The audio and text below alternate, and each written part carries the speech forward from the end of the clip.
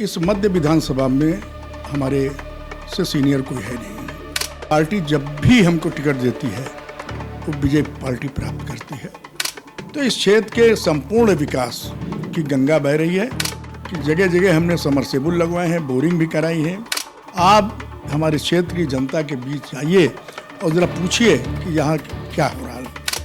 तो सरकार से आपको पूर्ण सहयोग इस समय प्राप्त हो रहा है, मतलब हर एक बजट का, हर चीज़ों का। एक सरकार हमारी है, इसमें कोई दो राय नहीं। अब देखिए, जब तक गंदगी थी कांग्रेस के काल में, समाजवादी के कार्यकाल में जो गंदगी थी उसको हटाते हटाते समय तो लगेगा। नमस्कार, मैं निशिता और आप देख रहे हैं इंडिया जंक्शन। आज हम फिर मौजूद हैं एक खास मेहमान के साथ जो पार्षद हैं बशीरतगंज गणेशगंज वार्ड के। नमस्कार सर, बहुत बहुत स्वागत है आपका। आप पार्षद, आप 3 से 4 बार के पार्षद रहे हैं, इस 4 बार के, और इससे पहले आप उपाध्यक्ष भी रहे हैं नगर निगम कार्यशाला के। तो आपका ये जो कार्य पूरा रहा है बीजेपी में, उसके बारे में आप कुछ अपना बताना चाहेंगे? देखिए, बीजेपी में आपके चैनल के माध्यम से मैं बताना चाहता हूँ, लगभग 50 साल हुए। इस मध्य विधानसभा में हमारे से सीनियर कोई है नहीं। कोई जो पहले थे वो उनका देहांत हो चुका है, और उसके बाद पार्टी जब भी हमको टिकट देती है वो विजय पार्टी प्राप्त करती है, और जब नहीं देती है तो पार्टी हार जाती है। मैं आप कह रहे हैं कि जब आपको टिकट नहीं देती है तो आपके क्षेत्र से पार्टी हार जाती है? 3 बार हार चुकी है इसके पहले। अच्छा, तो आपका क्षेत्र, मतलब जो यहाँ पे गलियाँ हैं, बहुत काफ़ी पतली पतली गलियाँ हैं, तो उस क्षेत्र में आपने अपने कार्यकाल में क्या क्या विकास किया है? देखिए, एक बात बता दें, हमारे लखनऊ के अत्यंत लोकप्रिय माननीय राजनाथ सिंह जी हैं। उनके आशीर्वाद से और महापौर की कृपा से संपूर्ण विकास यहाँ पर हो रहा है। निरंतर हुआ था। नाके से दुगामा चौकी तक सीवर लाइन का निर्माण काम हुआ जो 200 साल से नहीं हुआ। एक काम, तमाम विभिन्न एक सामुदायिक केंद्र बना है, शादी घर, रानीगंज का द्वार बना है, झंडे वाले चौराहे का निर्माण हुआ है, रानीगंज के कुएं का निर्माण हुआ है, और सराय फाटक का निर्माण हुआ। इसी तरह एक नहीं अनेक कार्यक्रम हुए हैं जो बड़े बड़े हमने आपको बताए हैं।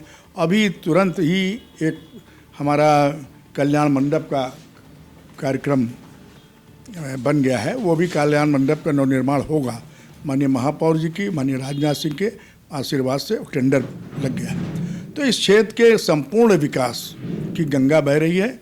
इसमें चाहे सीवरेज हो, चाहे वाटर लाइन हो, चाहे पानी की समस्या हो, सभी समस्या निदान हो रहा धीरे धीरे। लखनऊ में पानी की समस्या को बहुत एक उछाल मिला हुआ है इस समय, तो उस पानी की समस्या को आप कैसे सुलझा रहे हैं यहाँ पे? देखिए, पानी की समस्या आकस्मिक कोई वाटर लाइन कोई गड़बड़ हो जाए तभी किल्लत होती है, लेकिन मेरा पूरा प्रयास रहा है कि जगह जगह हमने समरसेबुल लगवाए हैं, बोरिंग भी कराई है, रीबोर टंकियाँ भी लगवाई हैं। तो इसलिए काम तो पानी हमारे यहाँ दिक्कत नहीं है। अब भीषण गर्मी में हो सकता है कोई टंकी फेल हो जाए, कोई वाटर लाइन टूट जाए, तो उसका निर्माण हो करके तुरंत फिर काम नहीं, कहा जा रहा है कि गंदे पानी की समस्या का, जहाँ पर सीवर लाइन से मिक्स होती है लाइनें, वहाँ पर ये शिकायतें आती हैं। लेकिन हमारा ये पूरा प्रयास चल रहा, सीवर लाइन अलग हो और वाटर लाइन अलग हो, और जिससे कि पानी शुद्ध साफ मिल सके।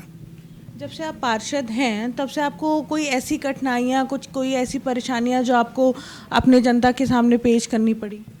देखिए, जनता का आशीर्वाद तो मुझको मिला है, क्यों, इसके पहले हमारी वाइफ निर्दलीय चुनाव लड़ के जीत चुकी हैं, फिर उसके बाद पार्टी सिंबल से चुनाव लड़ी हैं, मैं भी लड़ा हूँ 95 में। पार्टी ने जब भी आदेश दिया है और माननीय राजनाथ सिंह के आशीर्वाद से संपूर्ण इस क्षेत्र का विकास हो रहा है, इसमें कहीं दो राय नहीं है। आप हमारे क्षेत्र की जनता के बीच आइए और ज़रा पूछिए कि यहाँ क्या हो रहा है, यहाँ के विकास हो रहा है कि नहीं। यहाँ हमारे पास तो निधि लगाने के लिए बच रहा पैसा कि हम कहाँ लगाएं, इतना विकास हो रहा है। और पूरे एक से एक तुलसी उद्यान पार्क है, उसका निर्माण हो रहा है। तमाम चीज़ें ऐसे जो छोटी छोटी चीज़ें हम आपको कहाँ तक बताएं, बहुत लंबी लिस्ट है हमारे पास। तो सरकार से आपको पूर्ण सहयोग इस समय प्राप्त हो रहा है, मतलब हर एक बजट का, हर चीज़ों का? देख, सरकार हमारी है, इसमें कोई दो राय नहीं।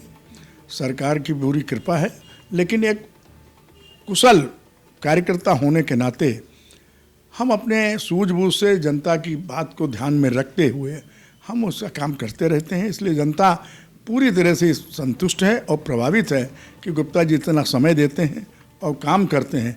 हम करते हैं, हमारी वाइफ भी लगी रहती है, हमारा बेटा भी लगा रहता है, 3-3 लोग एक परिवार से एक क्षेत्र में लगे रहते हैं, तो स्वाभाविक जनता क्यों नहीं संतुष्ट होगी। आपका पूरा परिवार ये राजनीति में है? जी हाँ। आपकी वाइफ पहले पार्षद थी? 2 बार पार्षद हो चुकी है। 2 बार रह चुकी है। और आपके बेटे? बेटा कार्यकर्ता है, मंडल उपाध्यक्ष है। सर, ये जो यूपी में का बजट पास हुआ है 9 लाख करोड़ का इस समय, आपको क्या लग रहा है कि ये जो बजट पास हुआ है ये अपने यहाँ पे जनता की जेब ढीली कर रहा है कि कहीं ना कहीं उसे संतुलित कर रहा है? देखिए, उत्तर प्रदेश के मुख्यमंत्री आदरणीय योगी आदित्यनाथ जी हैं, इनके कार्यकाल में जनता पूरी तरह से संतुष्ट है। अब देखिए, जब तक गंदगी थी कांग्रेस के काल में, समाजवादी के कार्यकाल में जो गंदगी थी उसको हटाते हटाते समय तो लगेगा। आदमी चाहता अभी हम खाना बना तुरंत खा दें, जल जाएगा नहीं जल जाएगा जल जाएगा कि नहीं जल जाएगा।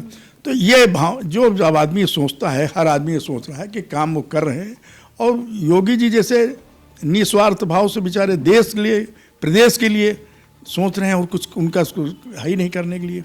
ऐसे व्यक्ति के विषय में कुछ कहना मेरे लिए, मैं समझता हूं कि निराधार होगा। और बजट का वहाँ प्रश्न है, उत्तर प्रदेश का बजट जनहितकारी बजट है, जनता के हित में सारे फैसले किए गए हैं, इसलिए जनता भी उससे कोई आक्रोश नहीं है, कोई उसको निगेटिविटीज़ नहीं है।